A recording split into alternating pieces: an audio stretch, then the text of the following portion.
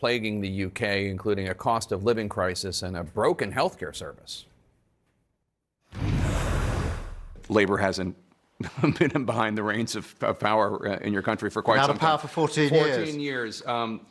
Some pundits suggest that it's more that the Conservatives lost the confidence of the public than the Labour Party won it. Maybe you disagree with that. But I do wonder, in terms of the massive economic and infrastructure problems, not just physical infrastructure, but government infrastructure, where are you going to get the money to fix everything that's wrong in the UK and improve people's lives? Well, let me address both of those questions, because I took over the Labour Party 4.5 years ago. We'd just had the worst general election result since 1935. And the pessimist was saying the Labour Party will never win an election again.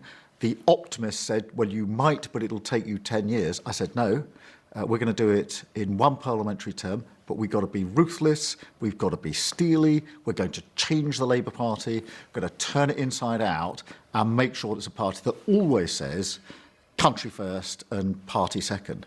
Now, true it is that the government for the last 14 years has been falling apart, but we've seen plenty of examples in history where a Conservative government has been failing and yet a Labour government hasn't been elected. And it was only by changing the Labour Party that we were able to persuade the electorate to elect us into government, and with a very powerful and strong mandate. We won in parts of the countries we've never won in before, places that had a Conservative MP for 100 years.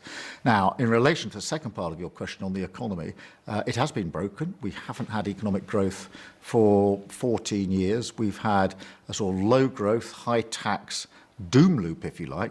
We're going to break that, but we're going to break that with economic growth. And that's why already our Chancellor has been out days after the election, taking tough decisions on planning, on infrastructure, setting up the sort of bodies, the National Wealth Fund that we will need, the investment partnerships that we will pursue to get that economic growth, because we do want our public services to run properly. Our NHS, our health service is on its knees.